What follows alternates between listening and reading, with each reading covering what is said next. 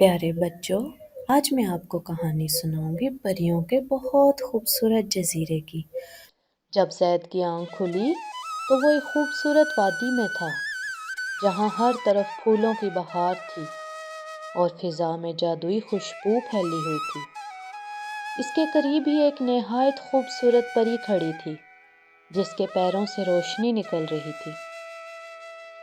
پری نے مسکرا کر زید سے کہا۔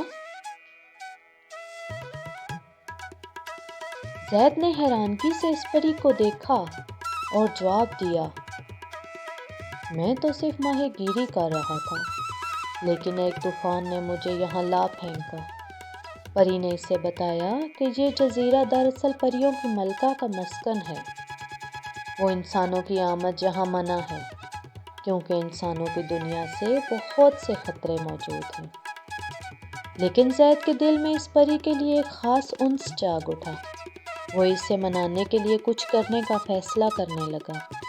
پری جس کا نام لیلا تھا، اس نے زید کو چیلنج دیا کہ اگر وہ پریوں کی دنیا کی ایک خاص پہیلی حل کر سکے تو وہ اسے اپنا دوست مان لے گی۔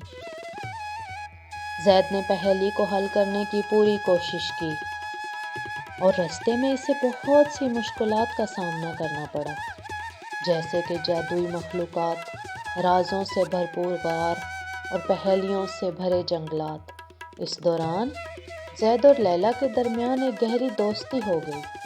آخرکار زید نے پہیلی حل کی اور لیلا کے ساتھ دوستی کر لی۔ لیلا نے زید کو پریوں کی دنیا میں رہنے کی اجازت دے دی اور دونوں نے مل کر پریوں کی زمین کو محفوظ بنانے کی ذمہ داری سنبھالی۔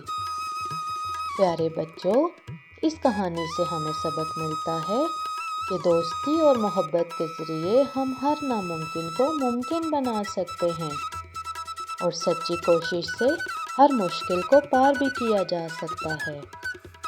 بس ہمیں ہر راز کو حل کرنے کا تجربہ ہونا چاہیے۔